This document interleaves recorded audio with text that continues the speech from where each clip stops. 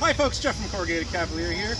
We're coming to you with the next series in the instruction on Fiore's Abrazare. This one, again, is not specifically going to be one of the plays. We are talking about body locks today, and although he doesn't talk about these techniques specifically, there are three, potentially four, arguably four escapes from body locks. They're shown in the pictures. So we're going to go through some options.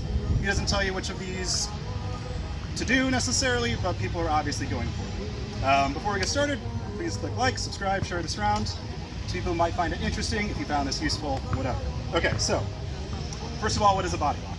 So a body lock is basically any time, hopefully I've got two underhooks and I'm just grabbing this person nice and tight so I can exert my will on them. Two underhooks are usually good because you have a lot of control over a person's body. You can squeeze them nice and tight. Also, I have access to the person's legs. Whereas if Elaine wants to try to get to my legs, so if you try to go for like a knee pick, like, no, Elaine can't get there because my arms are there, right? So this is a good position to be in. And sometimes it happens that I have one arm over or something like that, depending on the situation.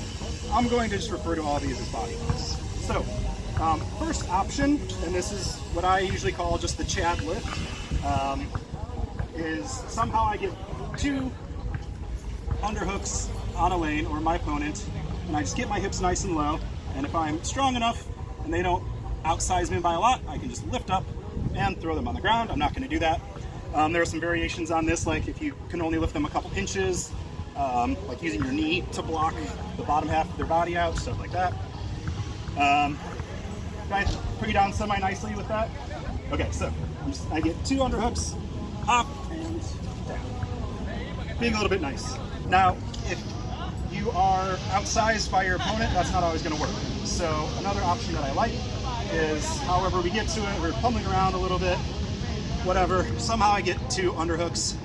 It's the same idea, this body lock, but now I'm just going to use some rotational force instead. So I'm going to suck this in nice and tight, still get my hips underneath my opponent's, but now I'm going to step this leg out, so you can think about that as a little discrescere for Fiore. And I'm going to volta stabile into this open space and throw that way. Good? Yep. And just to show that you can do this to a bigger opponent, I'm going to have Elaine do that to me. So we're pummeling, Elaine gets two underhooks, squeezes me nice and tight, hips under mine, and throws me into the open space. Yeah, you're good. So that one is also a really nice one to know. This next one is a little bit mean. I don't like to do it too often, but it's good to know. So once again, we're pummeling. I get two underhooks, and I get my, hopefully, wrist lock, and I'm just going to go squeeze this in nice and tight, and by bringing this in, you see that the top half of Elaine is going back over her center of gravity. I can even use my head a little bit to push and just walk forward, and it will dump on the ground. So I'm going to do that. Is that okay if I do that? So suck in, the head, just walk forward, and they go to the ground. Hopefully. So those are kind of the options from front body lock. Now we're going to go to side rear body locks. So to get to somebody's side or rear, obviously they're not going to let you just go, hey, I'm going to come over here and just grab you from behind. People don't do that, right? So we have to get there some way. We're going to do that at first with an arm drag. There are other ways, but an arm drag, Elaine pops her hand up here on my shoulder, I'm going to wax off at the wrist, get this deep into the tricep armpit area, and I'm just going to pull them, and then I step in, and I've got the body. In this case, I've got my arm around, or rather, I have one overhook, but I can still get that around the body. So once again, and hopefully at that time I was able to get my arm under Elaine's, so I've got two unders. Now from here, I can just do the straight Chad lift again. If you can get behind your opponent and get a body lock on them, this is great. So yeah, once again, pop that up, and whoop, arm drag, double underhooks, body lock, throw. All right, so another option from a rear body lock or side body lock, a lot of times I can get this one from the side, is, so same thing, arm drag, get to the person's side. Maybe you don't get all the way to their back. And Matt, if you can come over here and just see what grip I'm getting here with the check out this grip on my hands. Yep. So I've got a wrist lock here. Once again, I'm going to suck this in as tight as I can. I've got my hips underneath the lanes. So I'm just going to pop and kind of drive off my back foot and kind of turn the back of my head to this ear of the lanes. And that gives me some rotational force while I'm standing. I'm going to pop, drive, and down.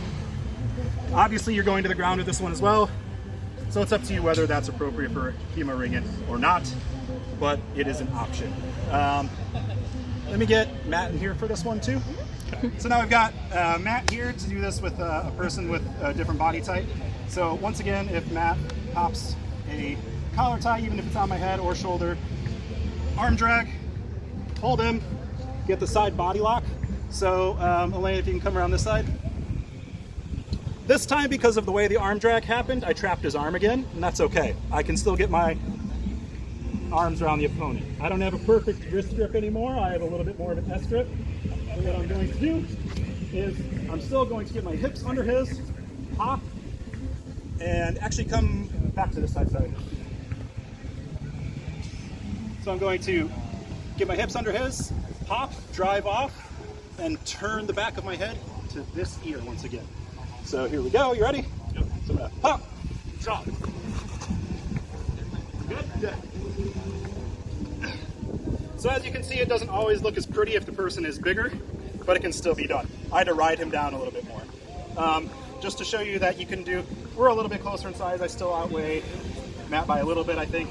But if you pop this up here, I can still do the body lock lifts.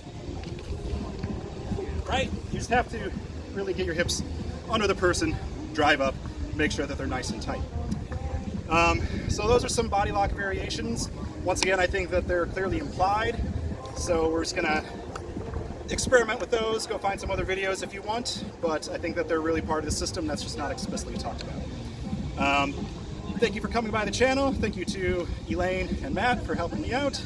Once again, please like, share, subscribe, all that good stuff. Be good to each other, and ciao.